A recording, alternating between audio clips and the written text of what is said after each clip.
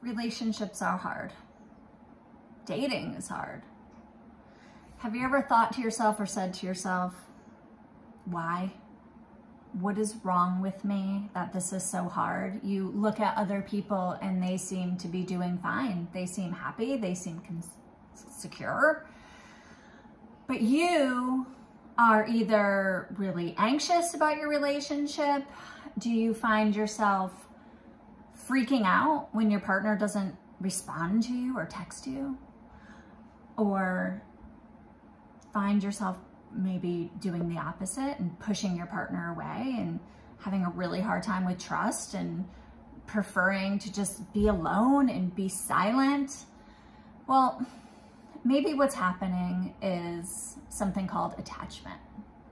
My name is Jennifer Spring. I'm a licensed marriage and family therapist in private practice in Southeastern Connecticut, and this is what I'm talking about today, attachment theory.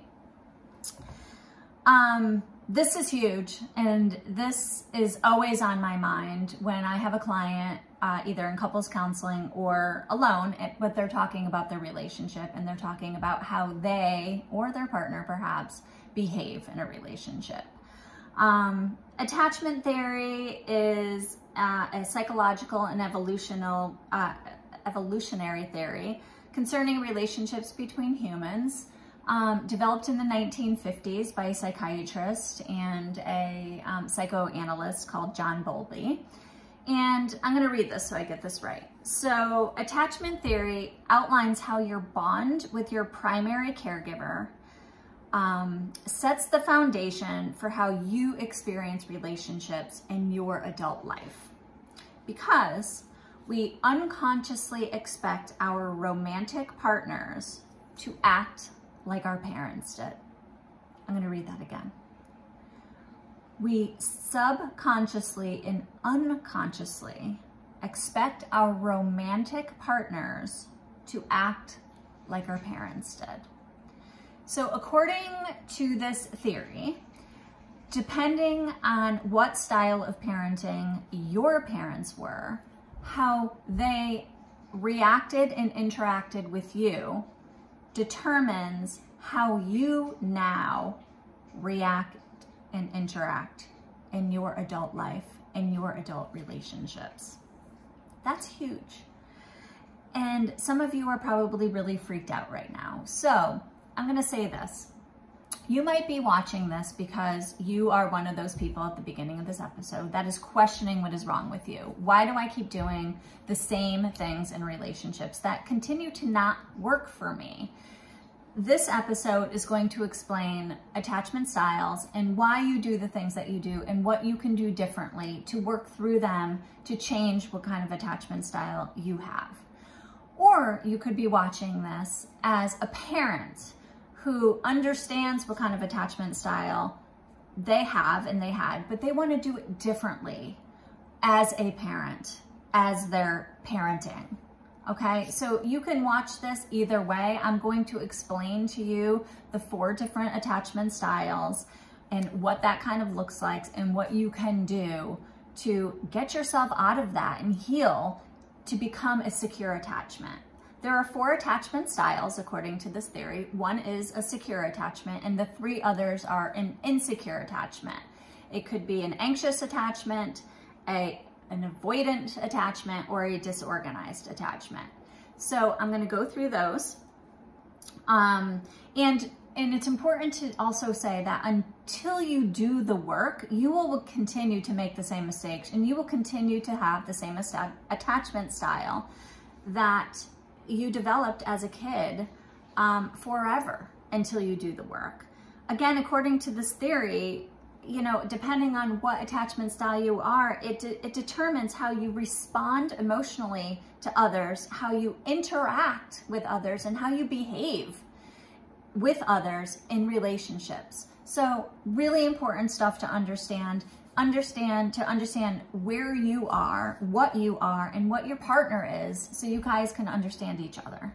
So I'm going to start with secure attachment because I'm going to set the premise here for what a healthy relationship with your caregiver looked like and what yours probably looks like today. And that will help you understand some of the insecure attachments and how they're not secure. So over 50% of people have a secure attachment, and if you have a secure attachment, you had parents that were present. They were emotionally present. They were consistent. You can rely on them. You could rely on them for your physical needs and for your emotional needs. They gave you reassurance. They gave you validation. You were not afraid to talk to them because you knew that they could handle it emotionally, whatever it is that you had to say to them.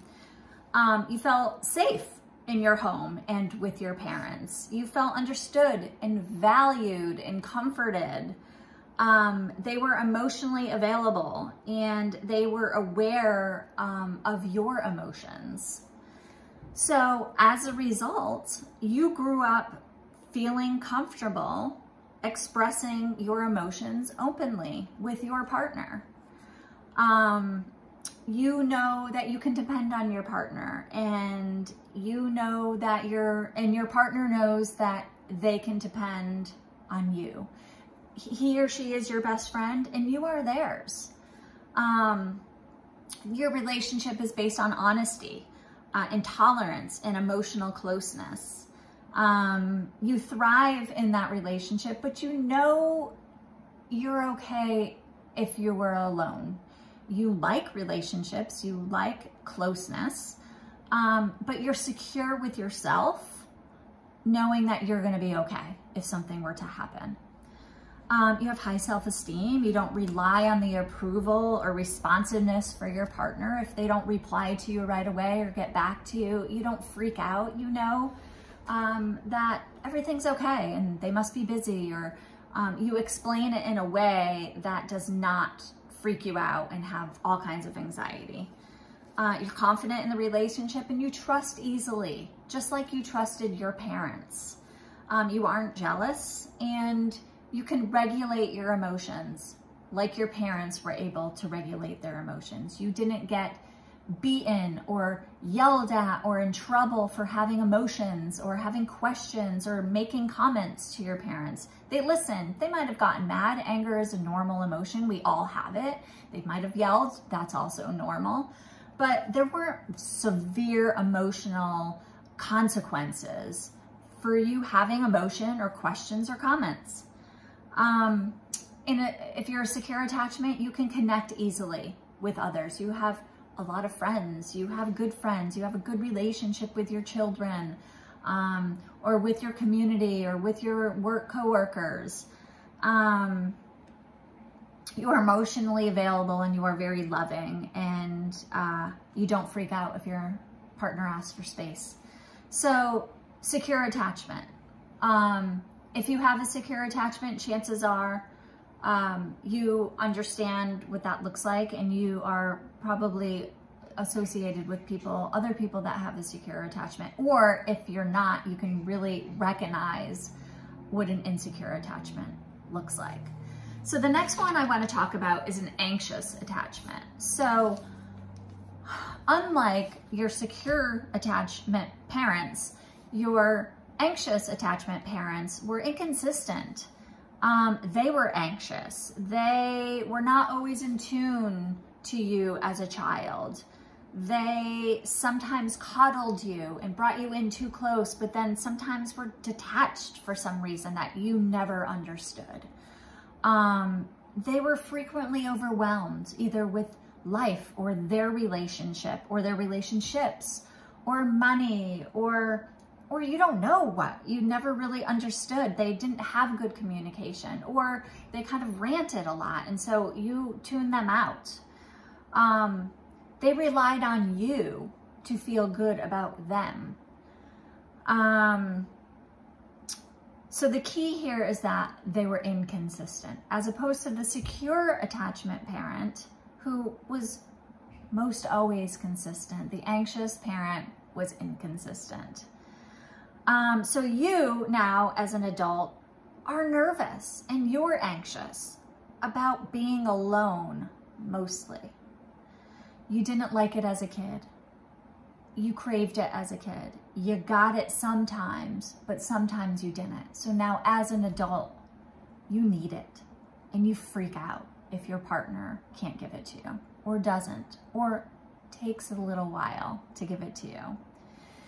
You're anxious all the time about breaking up, about what that meant or this meant that you just did. You're anxious about being without your partner, about your partner changing their mind about you, even if they're constantly telling you, babe, I love you. I just told you that. I do everything for you. But you are always worried and kind of paranoid. You seek constant approval, constant support, constant responsiveness. And if you don't get it, like I said, you are anxious. Safety is your priority. And if your partner provides the attention and the care and the responsiveness and the validation, you're fine. Your anxiety is remedied. But when you don't get it, you get clingy, you get demanding, you get desperate, and maybe you've had partners break up with you or even say to you along the way, even if they haven't broken up with you, you're a lot. And sometimes, babe, you're too much. We're okay. But you don't always believe it. You could be codependent, which means your own happiness and your own peace relies on how everybody else is doing, how your children are doing, how your spouse is doing. If they're good, I'm good. That is not independence. That is codependence. You're highly sensitive to criticism. You're jealous. You tend to have jealous tendencies. You feel unworthy of love, perhaps. You have a lot of trouble trusting.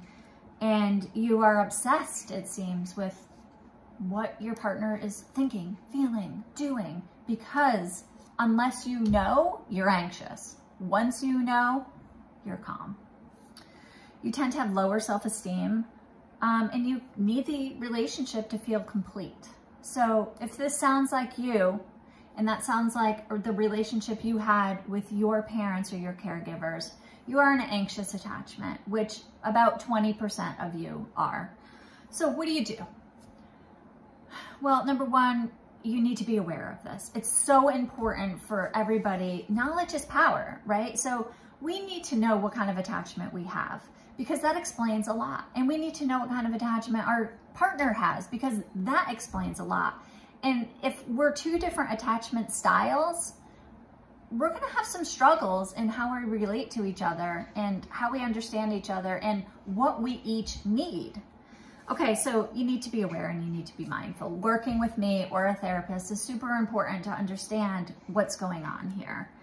You need to learn how to regulate your nervous system. I'm going to do this in a future episode because this obviously comes up a lot. Anxiety, stress, and management for that. What to do when your respiratory system is overacting, when your heart rate is up, when your adrenaline is up, when your blood pressure is up, and your brain is in overload, and you are thinking and thinking and thinking and overthinking and overthinking and overthinking. There are so many strategies that you can do to kind of subside your respiratory system so that your brain slows down. You need to learn how to do that so that when you're in the middle of panicking, you can utilize your strategies to regulate, calm down, and get it together. You need to reparent your inner child.